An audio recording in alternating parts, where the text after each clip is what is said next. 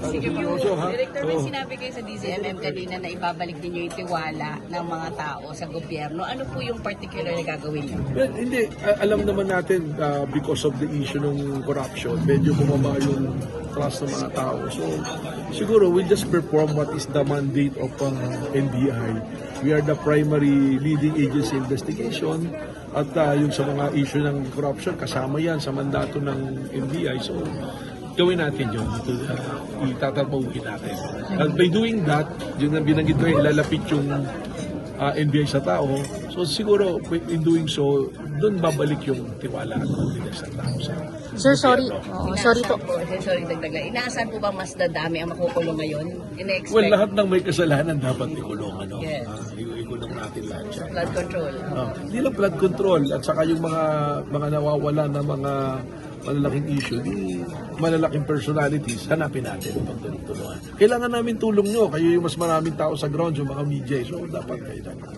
Sir, sorry to ask you this na sabi ni Harry Roque, gantimpala daw itong possession ninyo sa NBI doon sa final niyo sa kanya na disbarment case. Napakahirap ng trabaho sa NBI, parang hindi yata gantimpala. But anyway, anyone is entitled to their opinion, ano, and nire-respeto ko yan. Ano.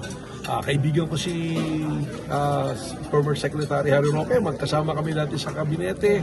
Yung aking ipinay na kaso, nasa Supreme Court yan. So, let it be resolved in the Supreme Court at hindi naman siguro ako dapat usgahan dun sa mga bagay na ganyan, kundi kung ano yung magiging performance ko bilang director ng NBI. At pwede rin balikan yung aking mga ahensyang pinamunuan kung paano ko pinamunuan at inayos yung ahensya. Sir, may mga mamanahin po kayong high-profile cases like Zaldico, Atong.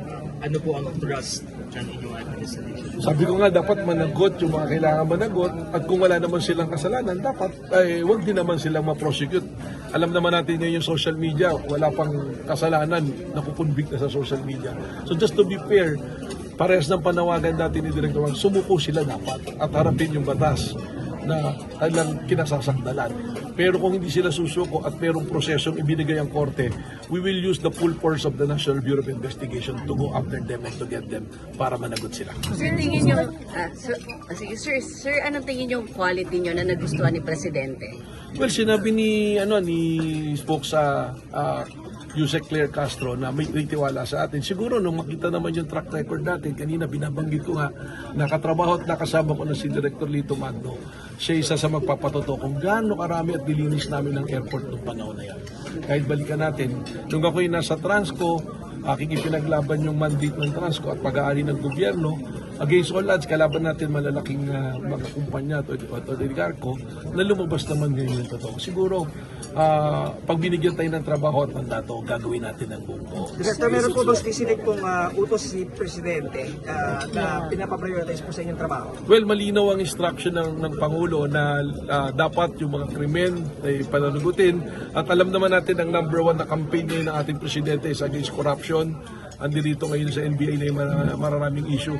Haharapin natin yan. At sabi niya, kailangan yung interest lagi ng bansa yung ating itusulong at hindi personal na interest. Sir, sabi niyo sa 2x2 nag-apply kayo bilang NBI Director. Bakit sir sa NBI? Well, alam nyo, matagal na rin naman kasi kung may mga aplikasyon sa iba-ibang pwesto sapagkat ako government worker talaga eh. Siguro, sabi ko nga, nag-align lang siguro yung stars na tumapat. Dito tayo tinawag. At sa totoo, siyempre alam ko I will fill a big shoes to fill up kasi ang ganda nung ginagawa ni Director Magno kaya sabi ko kailangan ko yung tulong niya. Sabi niya sa akin kanina, hindi ko pa naalis yung mga gamit ko. Sabi ko gusto mo dito ka na rin mag-opisina, magkatabi na tayo eh. So marami tayong gagawin. Siguro yung nagustuhan sa atin yung track record natin. At yung issue na dati ako'y siguro let's address the big elephant in the room. Malagay ko, may gusto magtanong. Dati kung nasa kabila, ngayon nandito.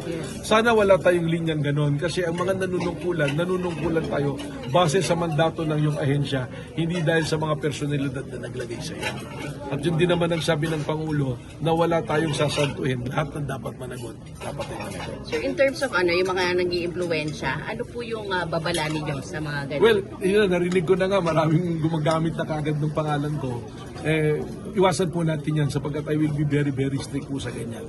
Pag sabi ko nga, balikan niyo yung aking mga pinuntahang ahensya, hindi ko po pinayagan yan. Hindi po tayo nadadala sa ganyan.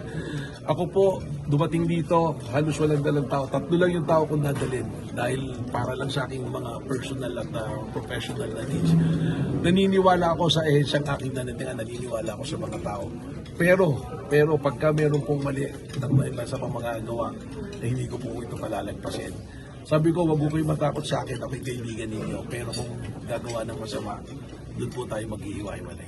So wala pong politika sa barangay? Hindi po political hindi po political na ahensya. Kung politika po hanap natin, siguro po ay being recruited also to be the SecGen ng ilang mga political parties, hindi ko po tinanggap. Kung gusto ko po ng politika, I will go for a position ng politika. Ang hindi ko nakwento kanina, sa totoo, dream job ko yung law enforcement Dahil nung bata ako, gusto ko sana mag-PMA, kaya lang, when I about to enter the academy, I was injured. Hindi ako nakapag-exam na dahil na-injured ako sa basketball. Noong ako'y pumasa ng bar exam, 1997, 2 weeks after ko mag-sign ng attorney, pumunta ako sa NBI, nag-a-apply sana ako. Pero hindi siguro yung panahon, baka itong 2026 yung panahon para sa akin na ako'y tawagin sa manungkulan para sa ahensya. Sir, bakit ka nagbitiw sa PDP laban? Well, nandun naman yung reason noon. Una na doon, yung wife ko is a congresswoman from the first district of Laguna, San Pedro. Pero yung una na doon is, tawag dito, sumali siya ng lakas. So, para sa akin, hindi maganda sa panlasa ba na yung asawa ko nasa partido ng malakas. Tapos ako naman nandun sa isang partido, hindi po tayo ganun So, kaya ako nagbitaw. Pangalawa, there are policies already na hindi na-align dun sa principal na paniniwala ko. Kaya po ako yung umalis na sa partido ng PDP naman. Pero when I was there, I served them well. Katunayan, nag-away pa ang Coco Pimentel wing tsaka yung wing ni Presidente Duterte na ako yung instrumental na napunta sa partido nito. Kaya may PDP laban ngayon na may hawak kaya ang grupo nila dating Pangulong Duterte. Sir, ano yung guarantee sa mga kababayan natin kung may tatamaan ng mga Duterte alay sa flood control investigation ng NBI? Kaya po nung ako yung nag-apply doon ng ombudsman, sabi ko, kung saan ako dadali ng ebidensya, doon po natin dadalhin yan. So kung mayroong mga mananagot na aking mga kaibigan, mga kapartido at kaalyado, dapat po natin papanagutin. Alam naman po nila yan. Yung aming po pagkakaibigan ay natatapos pagka po yung panawagan sa panunungkulan sa bayan ay nandoon. Kilala po nila ako. Alam po nila yan. Sir, you're assuring na walang magiging sacred cow? Wala po. Wala pong ganun. Ang secret lang po dito ay ang Panginoon Diyos natin. Yun lang po yung ating titingnan dito. At malinaw po ang direktiba ni Pangulong Bongbong Marcos na dapat lahat na mananagot ay mananagot. Sir, overall, anong nararamdaman nyo ngayon? Ngayon po, sa totoo, parang iniisip-isip ko na parang pupuyat ako palagi, maraming gagawin. I'm challenged at the same time, siguro mixed emotion dahil marami talaga dapat na gawin. Sana ay kahit papaano may makontribute ako. Sabi ko nga bago ko umalis. Hindi natin siguro kung hanggang kailan tayo rito, bukas makalo, baka mamaya wala ka na. So, kung ano yung pwede mo magawa sa araw na yan, siguro gawin mo. In general, you are perceived to be an outsider. Baka meron po kayong mensahe sa mga ahente o mga empleyado ng NBI, kung meron man. Go ahead, sir. Well, naririnig ko na yan na dapat inside. Totoo naman na syempre kung insider may institutional na memory na ano yung mga gagawin. Katulad niya, kaya yung 4 months ni Director Lito Magno, maganda kasi syempre kabisado niya na. Pero mabilis naman tayong matuto at marunong tayong makisama at makipagtrabaho kahit kanino. So mensahe ko lang, kagaya ng sinabi ko kanina, tulungan niyo ako pagtulungan natin dahil hindi naman tungkol sa akin to Hindi naman yung success ko yung importante rito as a person, but the success of the agency that will also redound sa ating pong national government at sa ating mga kapwa Pilipino. So sa mga taga-ahensya, huwag po kayong mag-alala. Wala po kayong mag-alala. Ang pakiusap ko po, mag-perform kayo in the next 2 weeks, 3 weeks. At pag nag-perform kayo na maganda, you will be rewarded. Sigurado po yan. Sinisiguro po sa isa. Thank you, Pero kung Director magloloko po Sardinio. kayo, I will go after you and use the full force of the law para po pananagutin po kayo.